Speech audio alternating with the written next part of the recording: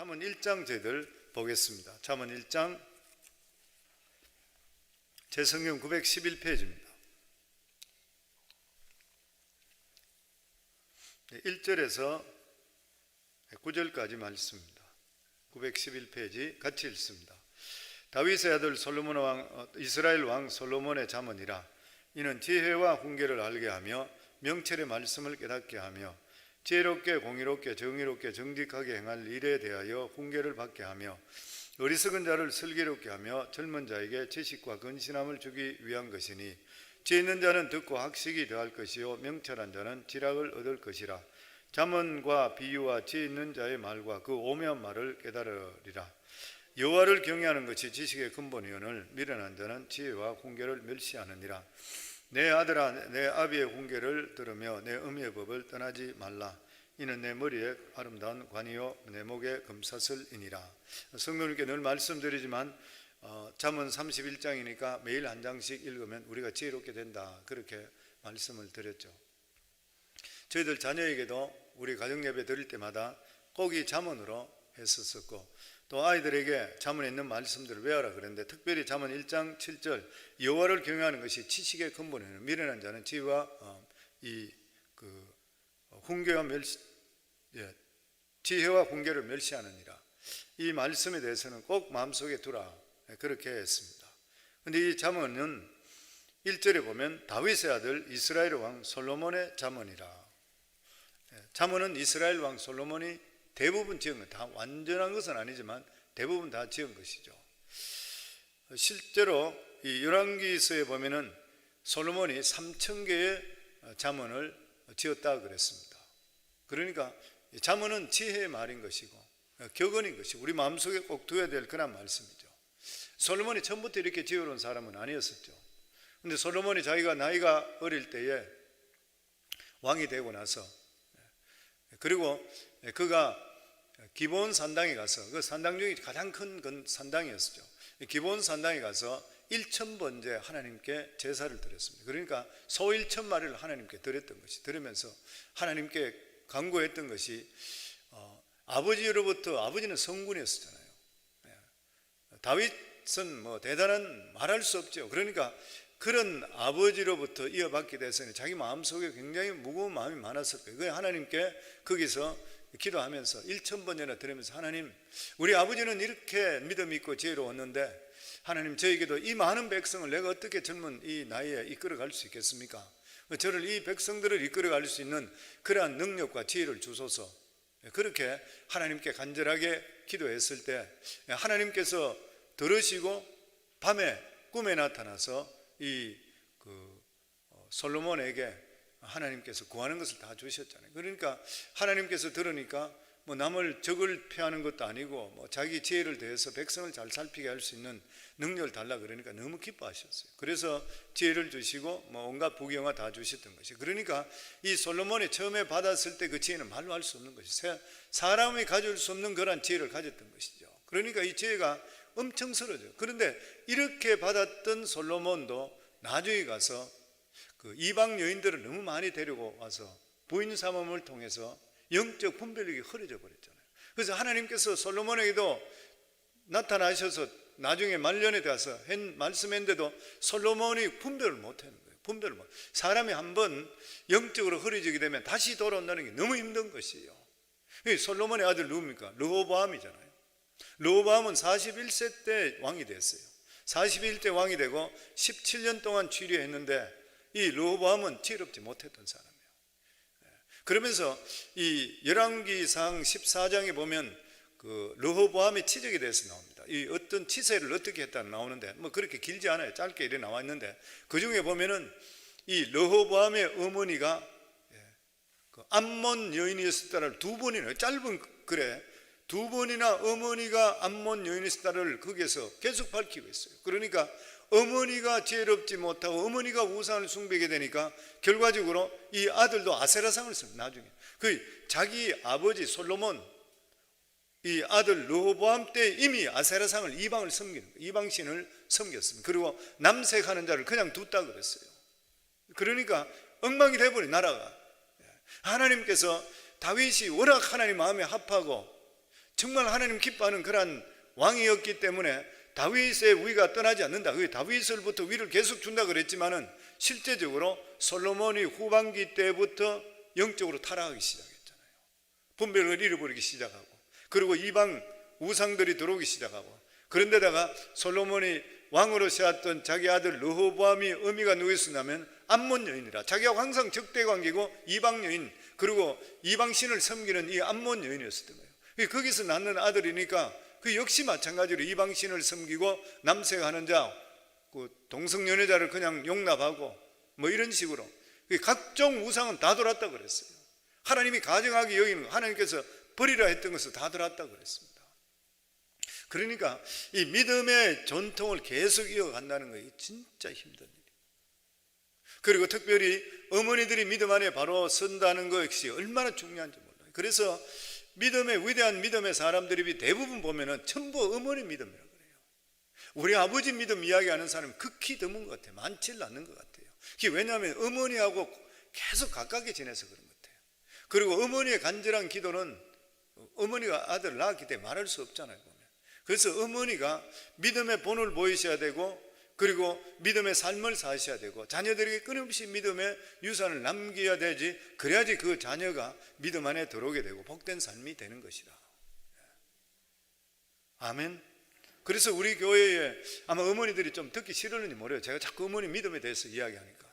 근데 제가 예수 믿고 나니까 그게 그 이상 더 중요한 게 없고, 믿음의 어머니 있는 만큼 더 중요한 것이 없더라고요. 보면 다 믿음의 어머니 있는 집안에는 다 그래도 자녀들이 믿음 안에 살아가는 것이에요. 보면 아버지 믿음도 중요하지만 아버지 믿음으로서 부족한 것 같아요. 보면 그래서 그렇게 믿음이 있던 솔로몬도 나중에 타락하는 것. 그런데도 솔로몬이 가장 영적으로 충만할 때 지었던 것이 잠언입니다. 그래서 우리가 성경에 보면 예수님이 그런 말씀, 마태복음 23장에 뭐 이런 말씀이 있어요. 서기관들과 바리새인들이 모세의 자리에 앉았으니 그러므로 무엇이든지 그들이 말하는 바는 행하고, 이 사람들이 형식적으로 사는 사람들인데 모세의 자리에 앉았는데 자기들이 제일 높은 자리에 앉아 있는데, 근데 이 사람들은 겉과 속이 틀리다 그랬잖아요. 근데 예수님께서 말씀하시기를 그들이 말하는 바는 행하고 지키래. 그 사람들이 말하는 바는 지키라. 하나님 말씀이기 때문에. 그렇지만 행위는 본받지 말라. 그래서 지금 잠언해 주신 이 말씀도 솔로몬이 나중에 어떻게 됐든 그 아들 르호보암까지 어떻게 하든 상관하지 마시고 하나님이 주시는 말씀을 받으시면 돼요. 그 목회자도 마찬가지잖아요.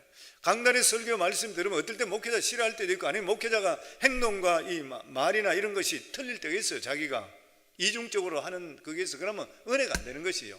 근데 눈을 찔끔 감으시고 앞으로 평생에 살아갈 때도 어디 가서 말씀을 듣더라도 저 사람 저런 사람인데 이래 생각하지 마시고, 하나님의 말씀이 증거될 때는 행위는 본받지 말고 말씀은 지킨다 이래 생각하셔야 돼요. 그러면 그 사람은 복이 있는 것이에요. 보면 아멘. 성경이 말씀하시기를 이 세상의 모든 축복은 하나님께로부터 온다. 왜냐하면 복의 출처, 복의 근원이 어디냐면은 이 세상과 복을 지으신 분이 하나님이시기 때문에. 아멘. 그래서 우리가 지속적으로 복을 받는 그런 비결이 뭐냐면 하나님을 붙들어야 되는 것이에요. 우리가 하나님을 붙든다는 말의 뜻이 뭐냐면 하나님과 지속적으로 바른 관계를 가지셔야 돼요. 바른 관계를 계속 가져요. 그러면 하나님께서 우리들에게 지혜를 주시고 분별력을 주시는 거예요. 전에도 제가 말씀드렸습니다만 저는 말을 잘 못하는 사람이었습니다. 우리 아마 여기 성도님 중에 제 옛날 회계 사무실 클라이언트들도 여기 계셔요. 정말 얼마나 감사하고 반가운지 몰라요. 거의 수십 년 저희 손님이었다가 이제는 우리 성도가 되고 저희 같이 있으니까 이게 보통 복이 아니죠. 근데 오셨던 분은 아시겠지만 저 말을 잘 할 줄 몰라요. 말을 정말 못하고, 그리고 회계 업무에 대해서 딱 해주는 것 외에는 딴 말이 전혀 없었습니다. 바깥에 저희 아내가 만나가 이야기해주고 뭐 이런 게 해서 해줬지 저는 이야기를 잘 못하고 했어요. 그런데 제가 성령을 받았잖아요. 예수가 너를 위해 죽었다 음성이 들리면서 환상을 보면서 성령을 제 인생이 180도 바뀌었잖아요. 180도로 바뀌고 나서 저에게 나타난 현상이 뭐냐면 말을 조리 있게 하기 시작해요. 그리고 말이 시작되는 것 같으면 정확하게 계속적으로 나오기 시작하는. 저는 꿈에도 생각하지 못하는 거예요. 그래서 저는 이 성경 말씀을 100% 믿어져요. 왜냐하면 나 같은 자도 말 주변도 그렇게 없고 말도 잘 못하던 자도 하나님의 은혜가 들어오니까 말이 조리 있게 하길 시작하는 거예요. 제가 우리 교회에 안수 집사로 있었고 옛날에 집사장으로 있을 때 제가 앞에 나가서 말을 하는 것 같으면 사람들이 전부 다 어떻게 이렇게 끝나고 나면 어떻게 그렇게 정확하게 조리 있게 사람 마음을 하나로 뭉칩니까? 그래요. 저도 몰라요. 그걸 제가 나중에 느끼는 게 뭐냐면 하나님께 주시고 하나님. 우리 삶 속에 진짜 은혜가 뭐냐면 성령 충만하고 성령을 사모하게 되면은 내 입술이 바뀌기 시작합니다. 그리고 말하는 것이 조리 있게 나오기 시작하고 사람을 분별하기 시작하고 기가 막힌 일들이 생겨요. 이게 잠언에 다 나오는 그런 말씀인 것입니다. 그래서 우리 삶에 가장 중요한 게 뭐냐면은 하나님을 붙드는 것이에요. 우리가 축복의 길을 걸어가는데 두 가지 위험한 길이 있습니다. 그 하나가 뭐냐면은 나도 모르는 사이에 하나님의 축복의 길이 막혀버립니다. 나도 모르는 사이에 막혀버린 것이에요.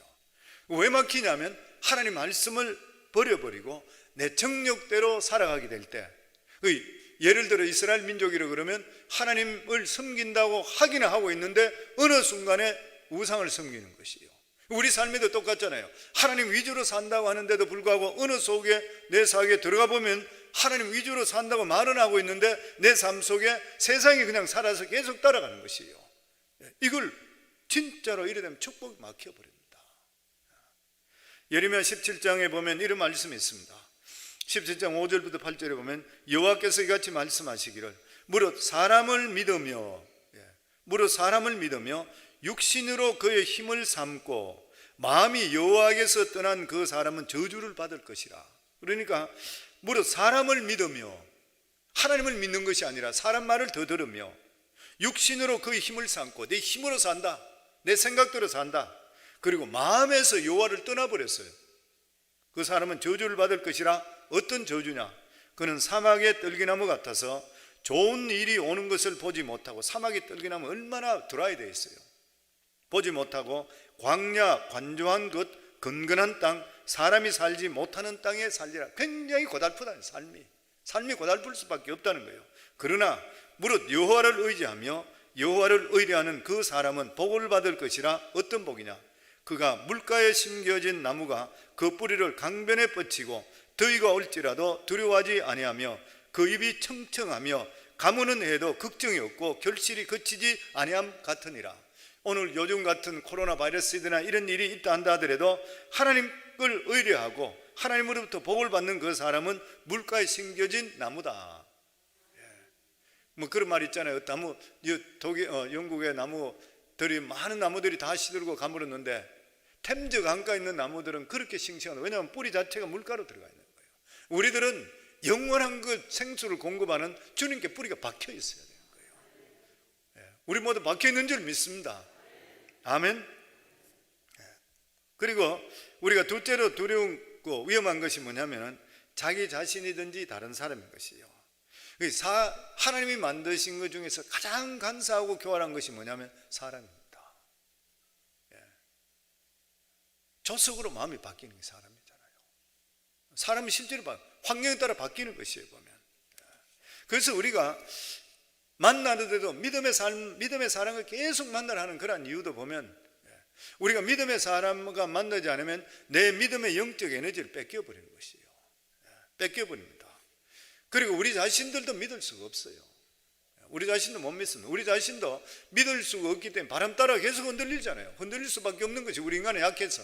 그러니까 우리들을 흔들리지 않는 말씀에 묶어놔야 돼요. 마치 배를 부대에 묶어놓듯이 우리도 하나님 말씀 묶어놓으세요. 오늘도 새벽에 나와서 말씀을 듣는 분들은 하나님 말씀에 내 자신을 묶기 위해서 오셨잖아요.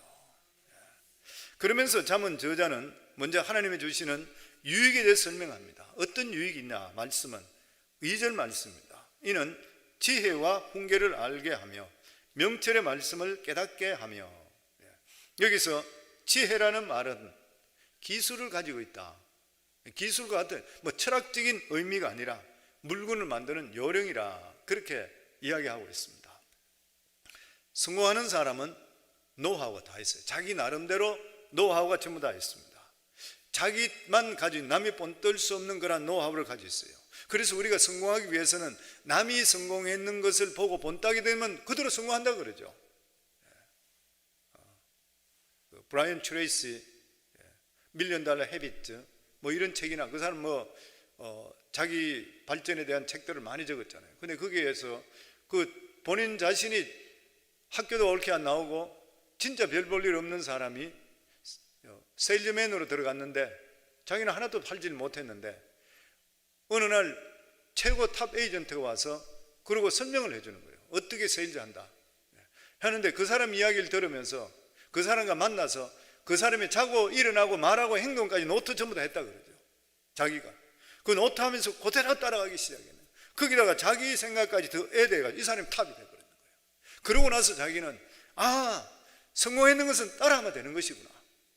그래서 따라하기 시작했는 그러면서 그 전부 다 남이 잘해서 성공했는 것들은 카피하라. 그걸 따라가라는 것이요. 하나님의 지혜가 탁월한 이유가 뭐냐면은 하나님 말씀을 따라가게 된 것 같으면 하나님의 무한하신 지혜 속에 들어가게 되어 있습니다. 이 하나님의 무한하신 지혜가 우리 속에 들어오게 되어 있는 것이요. 그러면 하나님의 말씀은 어떤 능력이 있습니까? 무에서 유를 창출하는 것이요.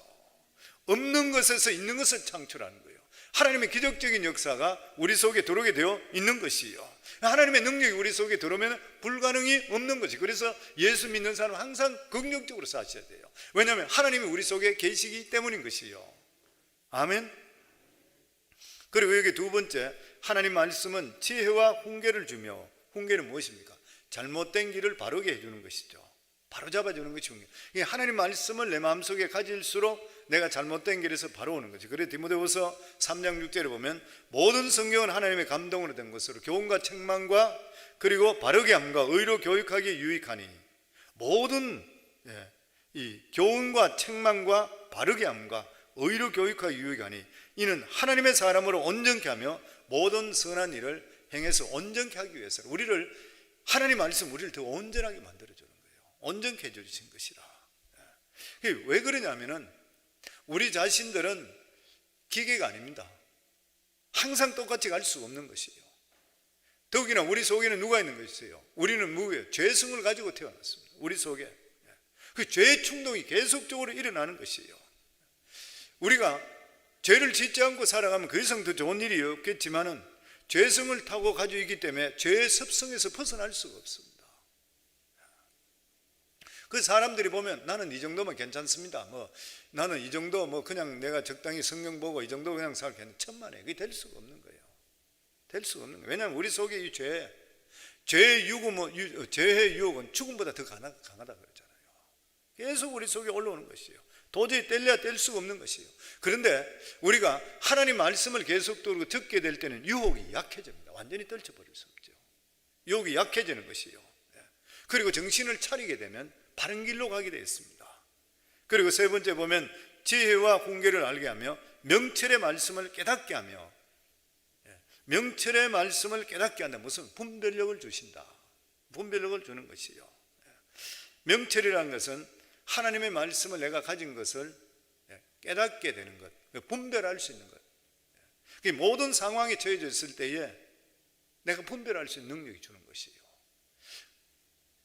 성경의 성도님들, 이사 가는 게 이쪽으로 가자 저쪽에 가라 가르쳐 주는가요? 안 가르쳐 줍니다. 장사를 이걸로 하라 저거 하라 가르쳐 주는가요? 직장을 이거 하라 저거 하라, 아니면 A 회사로 갈까 B 회사로 갈까 가르쳐 주는, 안 가르쳐 주잖아요. 이건 어떻게 알 수 있는 것이에요? 기도하면서 내 자신이 분별을 해야 돼요. 분별해야 됩니다. 사업을 할 때도 이것을 할까 하지 말까, 이런 물건을 팔까 팔지 말까, 살까 사지 말까, 이런 일은 분별력이 필요하잖아요. 성경 하나하나 다 안 가르쳐줘요. 그런데 이것은 내가 믿음을 가지고 있으면, 지금까지 하나님 말씀이 내 속에 들어있으면 순간적으로 분별하는 거예요. 그리고 순간순간 기도함을 통해 내 속에 하나님께서 분별력을 주고, 이게 명철입니다. 우리 삶 속에. 그리고 이것을 3절은 더 자세하게 설명하고 있습니다. 3절 말씀 같이 읽습니다. 지혜롭게 의롭게 공평하게 정직하게 행할 일에 대하여 훈계를 받으며, 지혜롭게 무슨 말이에요? 어떤 일을 볼 때에 성격을 발휘하는 거, 이게 무슨 뜻이다? 다시 말로 이야기하면 지혜롭게 반대되는 말이 뭐냐면 맹목적이다. 지혜롭다 말은 목적을 정확하게 하는 것이에요. 맹목적으로 사는 사람 지혜롭지 못하다. 의롭다 무슨 말이에요? 죄를 이기는 능력을 말합니다. 죄를 이기는 능력. 우리가 아무리 성공하고 아무리 큰 일을 했다 하더라도 죄 지어버리면 한순간에 내 인생 망쳐버려요. 그렇잖아요. 그런 거 너무 많이 보잖아요. 이번에 지난번에 말씀드렸듯이 그 리버티 신학교 그 총장으로 있는 사람, 그 아버지 후광으로 대단했던 사람이잖아요. 트럼프 대통령의 그 연사였었고 뭐 그렇게 친했었고, 복음주의 신학교로서 대단한 학교잖아요. 리버티 신학교. 그런 사람인데 그렇게 변태적이고 그렇게 자기 자신이 그런 있는지 어떻게 알았겠어요? 그러니까 다 막 한순간에 그냥 싹 없어지는 것이에요. 이 죄를 이길 수 있는 능력이 하나님 말씀 안에 있는데 하나님 말씀 안에 들어가지 못하고 있는 거예요. 그러니까 위치나 자격이나 이런 거 다 갖췄는데 실제로 내가 하나님 관계가 끊어져 버렸던 사람이에요. 그리고 공평이 무슨 말입니까? 다른 사람에 대해서 사람을 대하는 바른 태도를 이야기해요. 사람을 대하는 바른 태도. 우리는 모든 사람들에게 공정해야 됩니다. 그런데 실제적으로 이거 힘들잖아요. 내가 더 가깝게 하는 사람이 있고 덜 가깝게 하는 사람이 어떻게 할 수가 없는 것이에요. 그런데 하나님의 눈으로 보면 똑같아지는 거예요. 자꾸 자기 자신을 돌이켜야 돼요. 하나님 눈으로 보면 똑같아져. 인간의 눈으로 보면 더 가까운 사람이 있고 덜 가까운 사람이 있고 그런 거예요. 하나님 눈으로 볼 수 있도록, 이 공평하게 할 수 있도록 최선을 다해야 된다. 그리고 정직하게 일을 행할 일에 대하여 훈계를 받게 하며 정직하게, 정직은 자기 자신에 대해서 먼저 정직해야 됩니다. 사람들은 쉽게 거짓말하는 이유가 뭐냐면 자기 자신이 속기 때문에 그래요. 자기 자신이 속습니다. 거짓말하는 사람은 자기 자신이 거짓말인 양 하다가 거짓말이 많아지면 진짜같이 말해버리는 거예요. 자기 자신을 속이는 것이죠. 그래서 우리가 하나님 믿는 백성들에게 중요한 것이 뭐냐면 유능하고 똑똑한 것보다 더 중요한 것이 정직입니다. 하나님께서는 우리가 실수하거나 죄에 빠지거나 유혹에 빠져들어도 하나님 용서해 주셔요. 그런데 이런 일들이 있을 때도 우리가 회개하면 용서해 주시지만은 특별히 하나님께서 가장 기뻐하는 게 뭐냐면 정직하게 살아가는 사람은 허물과 죄악에서 하나님 건져주셔요. 우리가 항상 믿는 사람은 정직해요. 그러면 예수 믿는 사람 이야기하고 서로 이야기하면 이 사람 정직하다, 이 사람 무슨 말이 있더라도 이 사람 분명히 지킨다, 이 사람 마음이 두 마음으로 바뀌지 않는다, 이게 얼마나 중요한지 몰라요. 그러면 4절에서 5절은 하나님 말씀이 주는 유익에 대해서 더 구체적으로 설명하고 있습니다. 4절 말씀 같이 읽습니다. 어리석은 자로 슬기롭게 하며 젊은 자에게 지식과 근신을 주기 위한 것이니, 이 어리석은 자로 슬기롭게 하며, 그 세상에 어리석은 사람은 누구든지 지혜롭기를 다 원할 거예요. 아마 부모가 자식을 어디 가든지 똑똑해지고 지혜롭다 그러면 가해비를 얼마나 주더라도 가르치려고 그럴 거예요. 그런데 성경이 우리에게 주시는 말씀이 뭐냐면 하나님 말씀을 가지게 될 때 슬기롭게 된다 그랬어요. 그 자식들 믿음 교육부터 먼저 시켜야 돼요. 항상 뭐를 보든지 하나님 말씀부터 먼저 봐라. 아침에 일찍 일어나면 딴 거 보지 말고 성경 말씀 먼저 봐라. 잠언 한 장부터 먼저 봐라. 계속적으로. 그럼 슬기롭게 되는 것이에요. 보면 왜 슬기로워지는 것이에요? 하나님 안에서 내 자신이 누군지를 깨닫게 되게 돼요. 내가 누군지 깨닫게 될 때는 자기 자신을 절제하게 되어 있습니다. 엉뚱한 데 안 가게 되어 있는 것이고, 그리고 여기 보면 젊은 자에게 지식과 근신을 주기 위함이라. 젊은이들, 아직까지 덜 연결해져 있는, 인격이 덜 만들어진 이런 상태, 그러면 이 사람에게 유능한 큰 그릇으로 만들릴 가능성이 많은 것이라. 반대로 젊은 사람들이 헛된 망성에 젖어 있으면 인생을 망치는 것이에요. 그리고 여기 보면 젊은 자에게 지식과 근신을 준다. 근신, 채찍이죠. 채찍 휘두르는 것이요. 그러니까 잘못된 것 채찍질하는 것이요. 하나님 말씀을 통해서 채찍 맞아서 바른 능력을 가지고 살아가는 것이요. 그리고 5절 말씀입니다. 지혜 있는 자는 듣고 학식이 더할 것이요 명철한 자는 모략을 얻을 것이라. 지혜 있는 자는 듣고 학식이 더할 것이라. 하나님 말씀은 한 번 듣고 끝나는 것이 아니라 똑같은 말씀이라도 계속적으로 들으라. 저 듣는 아는 말인데 그게 아니고 또 들으라. 계속 들으라. 그러면 하나님께서 그 갈 길을 축복해 주시고 믿음이 가속이 붙기 시작하는 거예요. 능력이 나타나기 시작하는 것이에요. 왜냐하면 우리가 믿음 생활 하려면 에너지를 계속 공급받아야 돼요. 이게 말씀으로 계속 공급받아야 되는 것이에요. 그리고 명철한 자는 모략을 얻는다. 모략을 얻는 무엇이 말이에요? 우리가 정직하게 행하더라도 상대편의 생각하는 것을 정확하게 파악할 수 있어야 돼요. 내가 아무리 똑바로 가더라도 자동차를 타고 똑바로 가도 옆에 들어받아 보면 끝나버리잖아요. 남이 와서 딴 길로 넘어가고 받아버리잖아요. 그러면 이거는 내가 아무리 똑바른 길로 법규를 지켰다 하더라도 그거 같이 받치면 나도 죽는 거예요. 보면 이 똑같은 일인 것이에요. 그러니까 나 혼자만 이거는 나는 믿음으로 산다, 나는 정직하다 이렇게만 가고 누가 뭐라거든 앞뒤를 보지 않고 이게 아니고, 살아가는 삶에 내가 믿음으로 살지만 상대편이 볼 때에 그 사람의 안에 안 생각하고 있는 생각을 정확하게 알아낼 수 있어야 되는 거예요. 근데 이게 하나님 말씀을 가지고 성령의 은혜가 있게 되면은 이야기하면 상대편의 안정을 깨달을 수 있게 된다, 만들어주는 거예요. 얼마나 귀한 것인지 모르는 것이에요. 보면 그 우리 삶 속에 사업에 성공하시는 분들도 보면 상대방의 의도를 정확하게 파헤치는 사람이 되잖아요. 이게 너무 중요한 것이에요. 이게 모략이라는 것이에요. 그리고 7절 말씀입니다. 여호와를 경외하는 것이 지식의 근본이오늘 미련한 자는 지혜와 훈계를 멸시하느니라. 이 세상의 삶에서 결정적으로 중요한 것이 하나님을 바로하는 것이라. 이것이야말로 인간을 창조하신 하나님 뜻을 깨달을 수 있게 되는 것이고, 우리가 어떻게 살아야 되는지 우리 자신의 삶의 목적을 발견하게 되는 것이에요. 그래서 하나님을 경외하는 거예요. 그래서 우리 자신뿐만 아니라 우리 자녀들, 우리 후손들에게도 하나님을 경외하는 것 가르치는 만큼 더 중요한 일은 없는 것이에요. 하나님을 아는 것이라 하지 않고 하나님을 경외하는 것, 경외가 두렵다는 말이죠. 그러니까 하나님을 실제로 만나게 될 때는 전율이 오잖아요. 진짜 두려워지잖아요. 경외하는 마음이 들게 되잖아요. 그렇게 될 때에 이렇게 하는 것이 지식의 근본이고, 그렇지, 미련한 자는 이 하나님의 이 귀한 것을 안 들으려고 그런다는 거예요. 안 들으려고 그러는 거예요. 그래서 지혜와 훈계를 멸시한다. 미련한 자는 하나님 말씀을 들어도 잔소리로 듣는 거예요. 왜 그렇게 듣는 것이에요? 미련한 자는 내 속에 야망이 있고 가야 될 길이 있다고 생각해요. 근데 하나님 말씀대로 하면 다 막는 거라 생각해. 안 듣는 거예요. 그러니까 사람들 그런 사람 많이 있지 않습니까? 우리가 하나님 말씀대로 이렇게 이야기하는 것 같으면 내가 살아가는 삶에 그것이 긁어적거린다고 생각되고, 자기는 이미 이걸 이루어야 되겠다, 이걸 막 목표가 정해지고 이래 간다 그런 것 같으면 그것 때문에 자기는 하나님 말씀 그냥 막아버려요. 우리가 예수 믿는다고 하는데도 그런 경우들이 생겨요. 내가 예수 믿는다고 하는데도 불구하고 내가 막 무엇을 하겠다고 그걸 추진하고 막 본다면 하나님 말씀이 와가 그건 하지 마라 그러면 그걸 듣기 싫어해 버리는 것이에요. 실패한 인생 되는 것이죠. 보면 그러면서 8절 말씀입니다.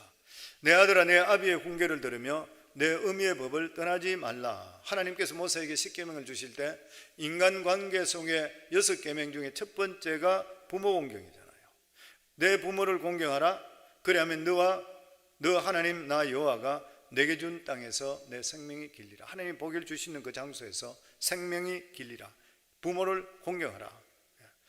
이 하나님 말씀에 순종하게 될 때 이 계명을 지키면 개인적인 삶뿐만 아니라 가정에서 부모와 자식 관계도 바로 정립되는 것이에요. 보면 하나님 백성의 가장 큰 축복은 하나님 말씀을 언제든지 들을 수 있다고 하는 것이에요. 세상 사람들은 이러한 말씀을 전해주는 자도 없고 듣지도 못하는 것이에요. 그런데 하나님의 백성에게는 끊임없이 말씀이 계속적으로 우리에게 부어집니다. 그런데 소나기가 폭포수같이 쏟아지더라도 내 마음을 엎어놔 버리면 하나도 은혜가 안 되는 거예요. 오늘도 이 새벽 시간에, 새벽에 오늘 그런 분은 없겠지만 이 새벽 시간에도 하나님 말씀이 폭포수같이 은혜가 있더라도 내가 딴 생각하고 그리고 그릇을 엎어놔 버리면 전혀 유익되는 게 하나도 없는 것이죠. 그래서 하나님의 백성이 복받는 비결은 하나님 말씀을 떠나지 않는 것이에요. 그렇게만 하면 하나님께서 이스라엘 백성들의 복을 주시겠다 약속한 것이 9절 말씀입니다. 이는 내 머리에 아름다운 관이요 내 목의 금사슬이니라. 하나님 말씀은 실제로 우리를 존귀하게 하고 성공하게 만들어 주신다. 잠언 22장 4절에 보면 겸손과 여호와를 경외함의 보상은 재물과 영광과 생명이니라. 성도 이 말씀 꼭 가지고 계시다. 겸손하고 여호와를 경외하게 될 때는 하나님께서 반드시 우리에게 보상, 축복을 주시는데, 그것이 뭐냐면은 우리가 그렇게 바라는 재물과 영광과 그리고 생명을 주신다. 그 말씀인 것이에요. 그러니까 참 성공은 세상의 성공의 부자가 아니라 하나님 앞에서 겸손하고 하나님을 경외하는 사람이 진짜 성공한 사람인 것이에요. 오늘도 이 새벽에 오신 우리 사랑하는 성도님들, 하나님을 정말 경외하고 하나님 앞에 겸손하고 낮아지고 사람들 앞에 겸손한 삶을 살아 하나님께 주시는 이러한 아름다운 관, 재물과 영광과 생명 받을 수 있는 우리 귀한 성도들이 다 되기를 주 이름으로 축원합니다.